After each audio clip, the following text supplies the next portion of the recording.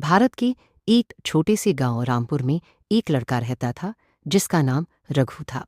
रामपुर चारों ओर से खेतों, कच्ची सड़कों और आम के पेड़ों से घिरा हुआ था।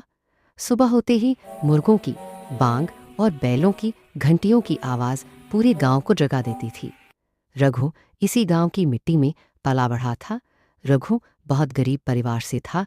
उसके पिता किसान थे और माँ घर घर जाकर काम करती थी। उनका घर मिट्टी का बना था जिसकी छत बरसात में टपकती थी। फिर भी रघु कभी शिकायत नहीं करता था। उसे गांव, खेत, नदी और खुले आसमान से बहुत प्यार था। हर दिन रघु सुबह सूरज निकलने से पहले उठ जाता। वह अपने पिता के साथ खेत जाता, बैलों को चारा देता और पानी भरकर लाता। इसके बाद वह नंगे पांव स्कूल जाता, हाथ में पुरानी किताबें और आंखों में बड़े सपने लिए। रघु पढ़ाई में बहुत अच्छा था, लेकिन परिस्थितियां कठिन थीं।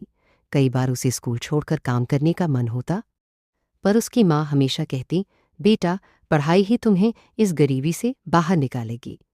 एक साल गांव में भयंकर सूखा पड़ा। खेत सूख गए, फसल बर्बाद हो गई, कई लोग शहर चले गए। रघु के पिता भी बीमार पड़ गए।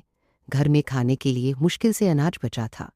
रघु ने तब पढ़ाई के साथ साथ गांव के बच्चों को पढ़ाना शुरू किया और थोड़े पैसे कमाने लगा।